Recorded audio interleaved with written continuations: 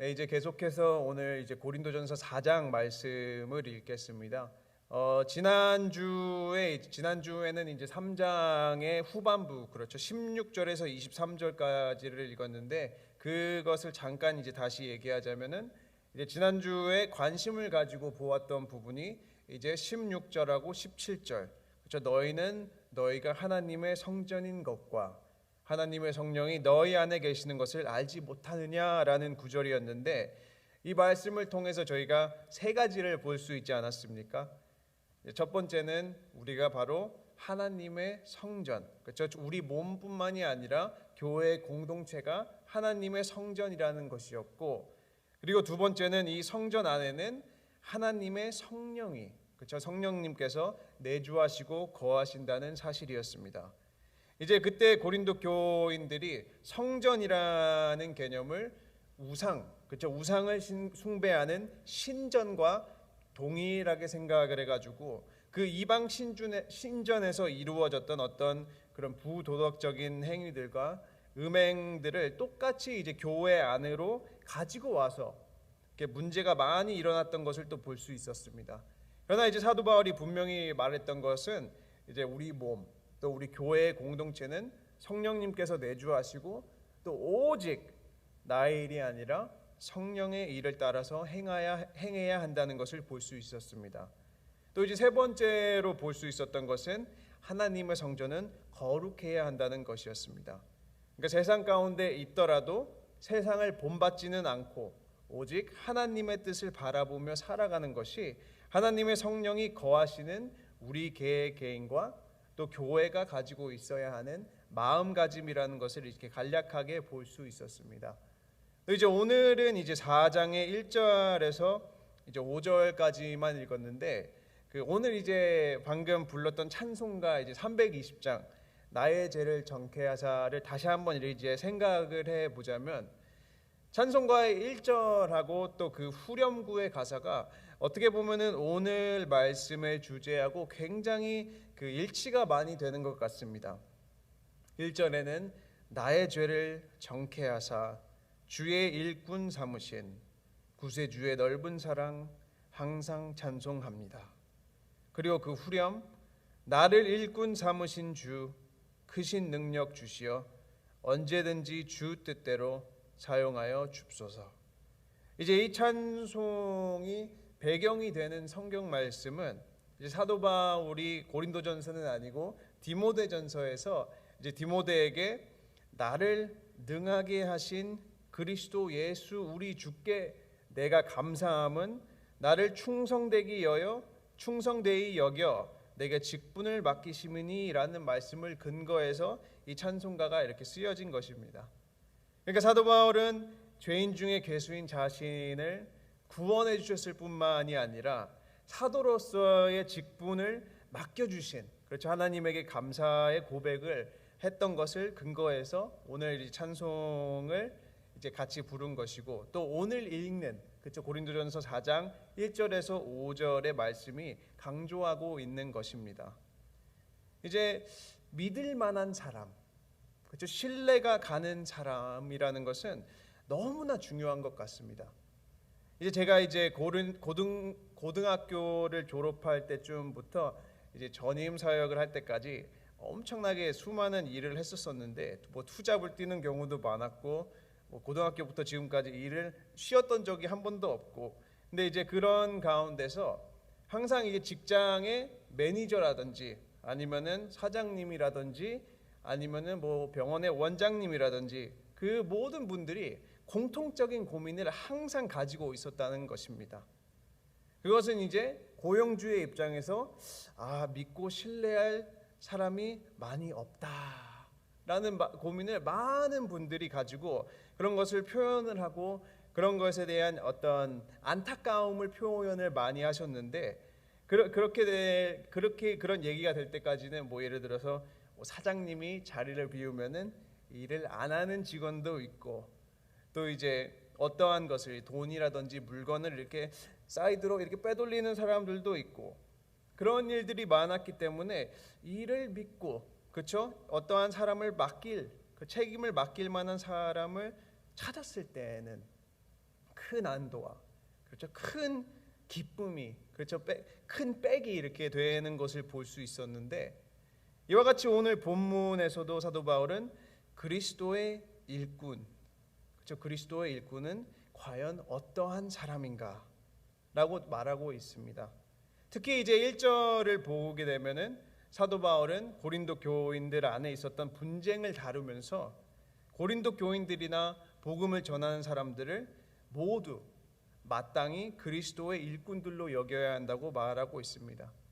그러면 과연 그리스도의 일꾼들의 정체가 무엇이고, 그 사람들의 정체성이 무엇이고, 또 그리스도의 일꾼들에게 필요한 것이 무엇이고, 그리고 또 그리스도의 일꾼의 초점은 어디에 있어야 하는가라는 것을 오늘 본문을 통해서 잠시 이렇게 나누기를 바랍니다. 제가 1절 먼저 읽어드리겠습니다. 사람이 마땅히 우리를 그리스도의 일꾼이요 하나님의 비밀을 맡은 자로 여길지어다. 아멘. 이제 사도 바울이 말하는 1절에서 그리스도의 일꾼이라는 말은 주님을 위해서 일하는 사람을 뜻하고 있는데, 이제 그리스도인이자 또 하나님을 부르심을 받은 사람으로서의 어떤 맡겨진 일에 대한 책임을 다하는 것이 이제 그리스도의 일꾼이라고 말을 하고 있습니다.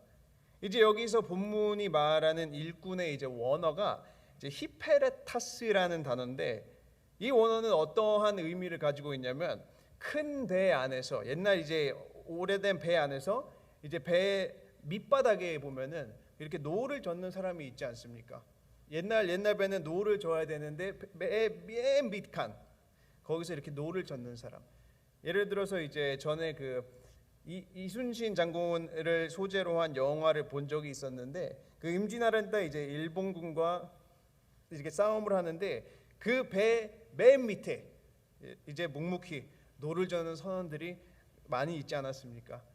이제 그런 영화를 보다 보면은 항상 이제 초점은 싸움에 있고, 초점은 어떤 중요한 장면에 있다가 한 0.5초 잠깐 노 젓는 사람 비춰주고, 그리고 또 다른 장면으로 이렇게 넘어가는데, 노 젓는 사람이라든지 그렇게 맨 밑에 이런 일을 하는 사람들은 굉장히 많이 나오지 않습니다. 많아봤자 1초, 많아봤자 2초, 길어봤자 2초. 이제 그런 사람들을 가지고 이제 히페레타스라는 단어를 사용하는데, 그 사람들은 보이지는 않지만 아무도 신경을 안 쓰는데 밑바닥에서 주인이 이렇게 시키는 대로 노를 젓고, 그런 사람들에게 적용되었던 단어입니다. 사도 바울이 오늘 고린도 교인들에게 4장 1절에서 이제 권면하는 것은, 비록 하나님을 이제 믿기 전에는 어떤 각각 다른 생각과 다른 모습으로 있었지만, 하나님께 딱 부르심을 받는 순간 자기가 고린도 교인이 이제 주장했던 것은 다 내려두고 하나님께서 고린도 교인에게 주신 사명을 감당해야 한다는 것을 이렇게 노를 젓는 사람, 그런 단어를 사용하면서 그 의무와 그 책임을 다시 한번 말하고 있는 것입니다. 이제 하나님의 부르심을 받은 일꾼, 그런 일꾼들은 묵묵히 교회에 노를 젓는 이제 역할을 감당해야 하는데, 하나님의 일꾼으로서 나를 나타내지 않고 묵묵히 일을 수행하는 것은 일꾼의 올바른 도리입니다. 근데 이제 고린도 교회에서 한 가지 볼 수 있었던 것은, 많은 고린도 교인의 사람들이 자기 자신을 일꾼이라고 생각하기보다는 오히려 주인이라고 생각했다는 것을 더 많이 볼 수 있습니다.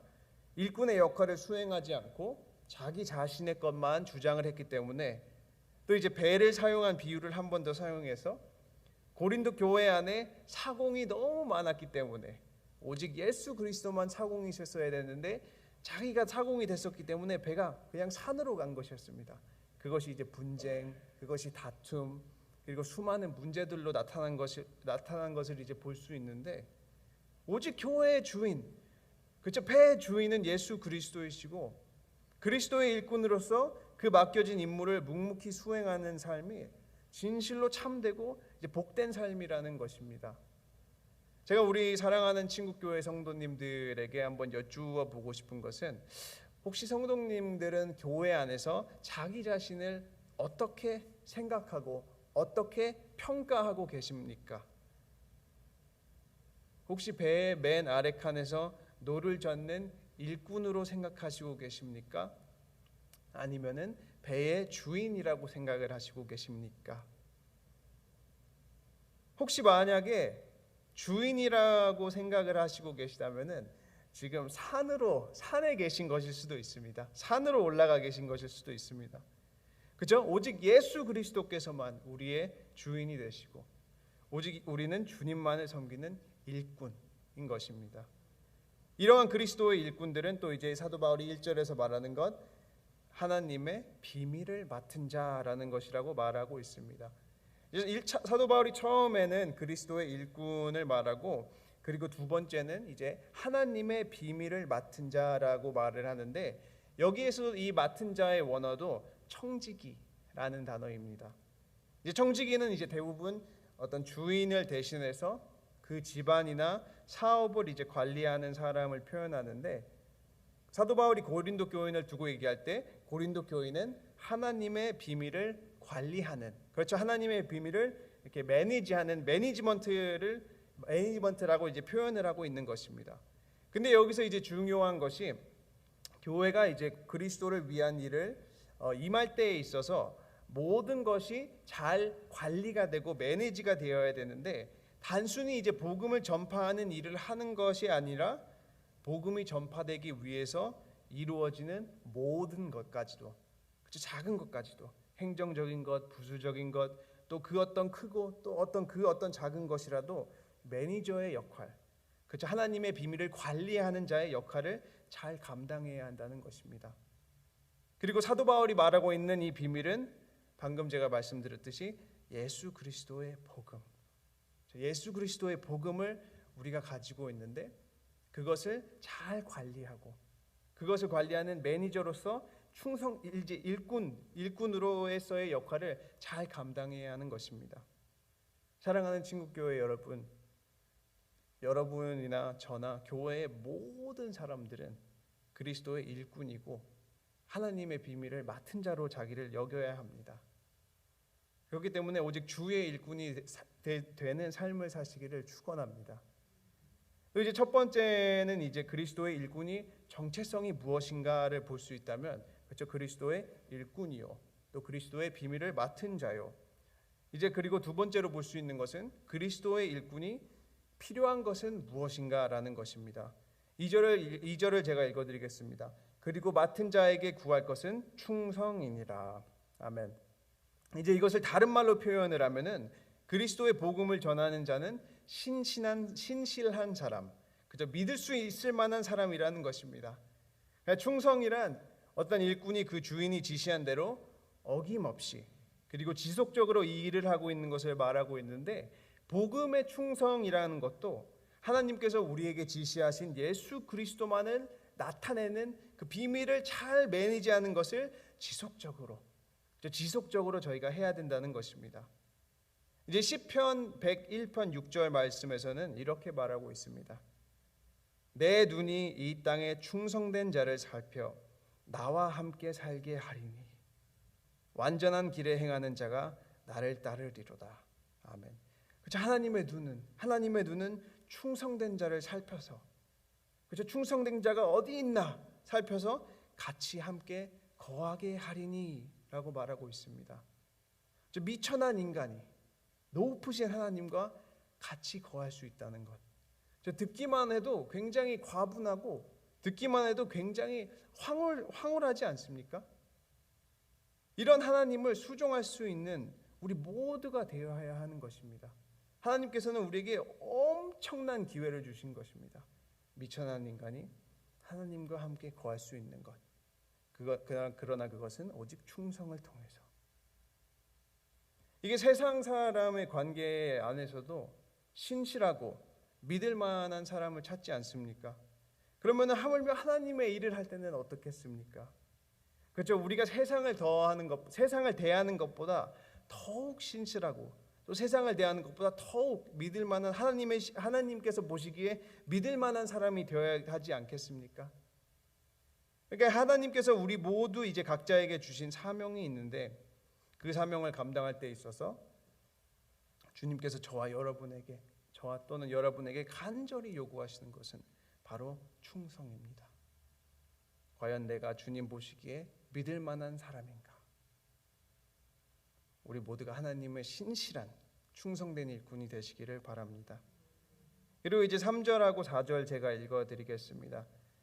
너희에게나 다른 사람에게나 판단받는 것이 내게는 매우 작은 일이라. 나도 나를 판단하지 아니하노니 내가 자책할 아무것도 깨닫지 못하나 이로 말미암아 의롭다 함을 얻지 못하노라. 다만 나를 심판하시리를 주시니라. 아멘.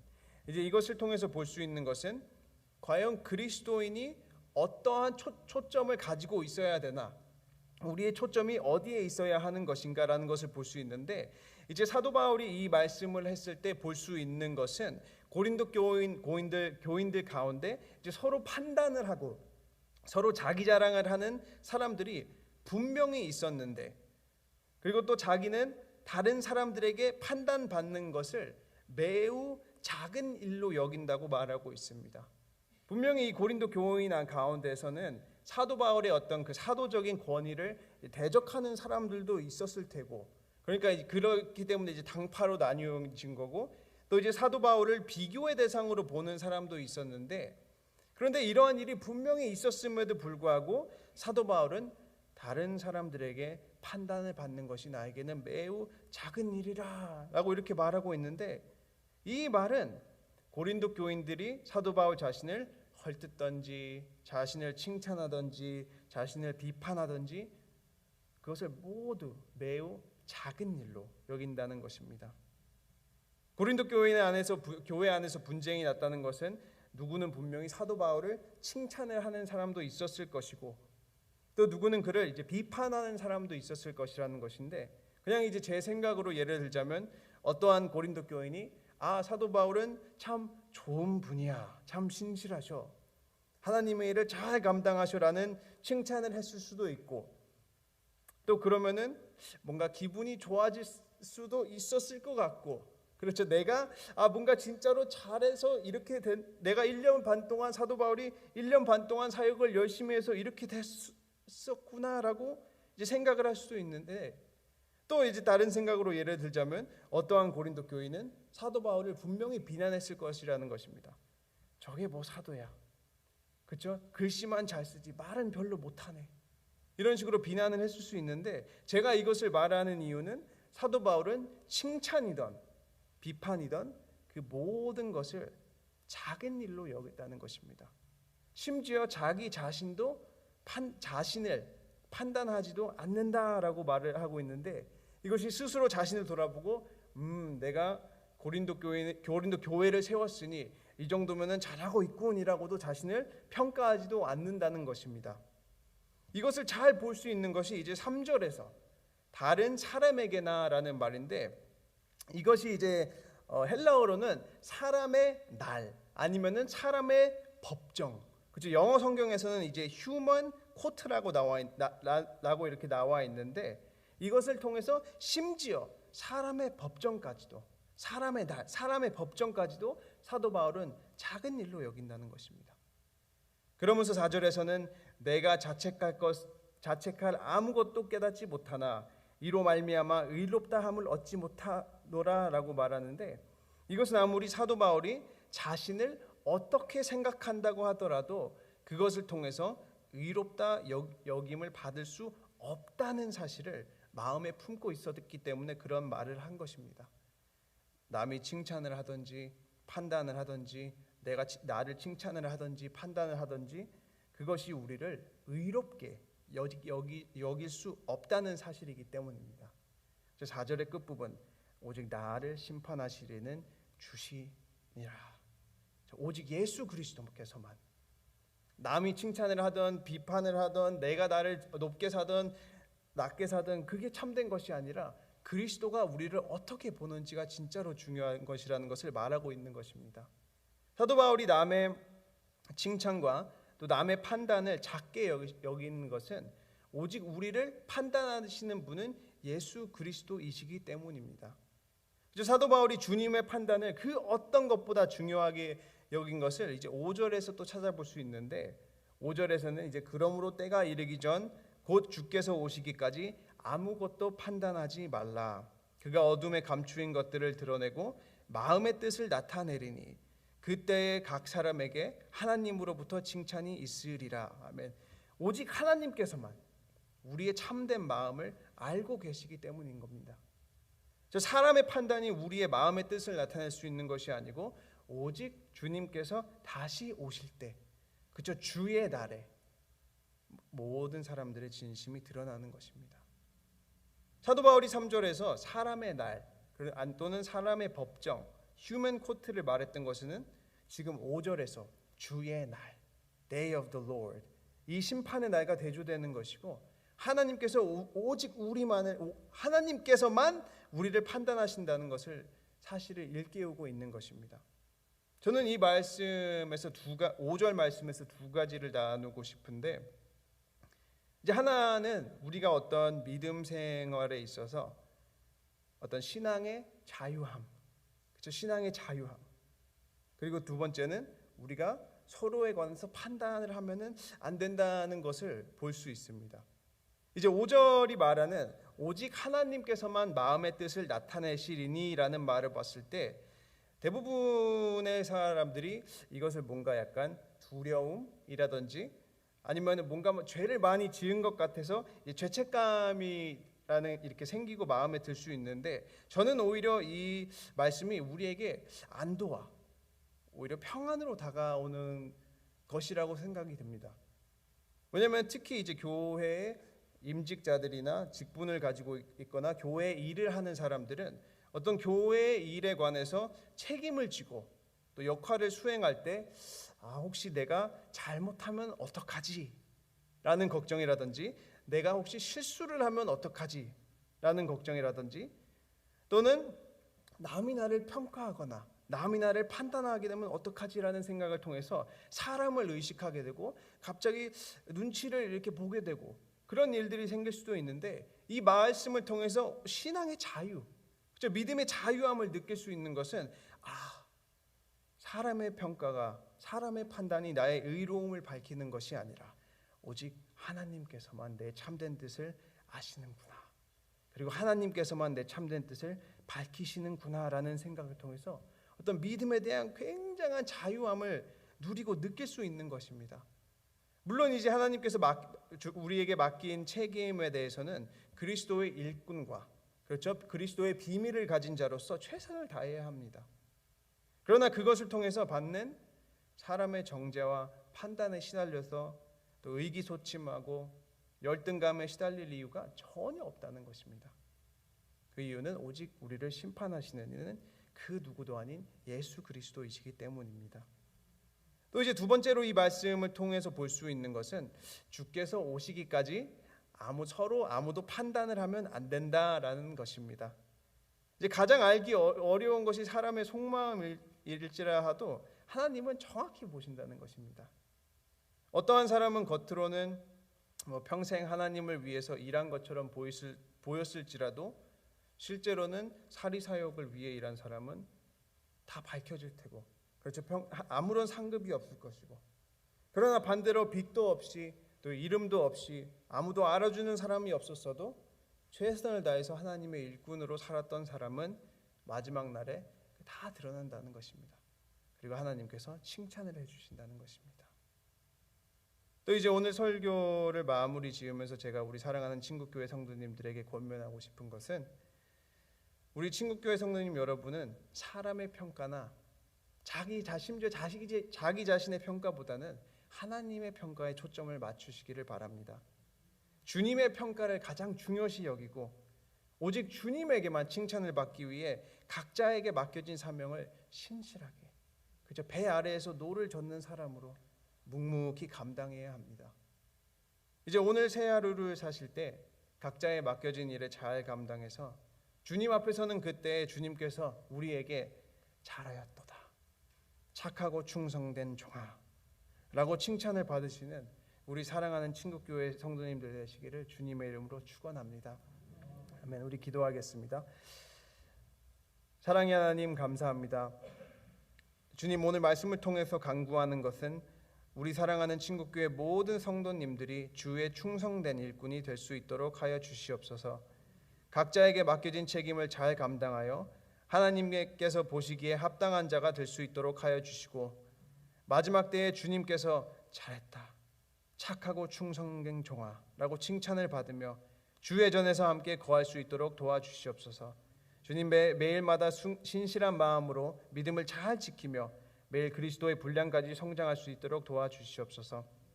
주님, 또 특별히 하나님께서 사랑하시는 아들 김영만 장로님과 또 몸과 마음이 아프신 분들을 위해서 기도합니다. 오직 주님의 능력만이 우리의 몸과 마음과 영혼을 낫게 하실 줄을 믿사오니, 또 부르짖고 간구할 때에 모든 것이 치유되어 완전히 나을 수 있도록 도와주시옵소서.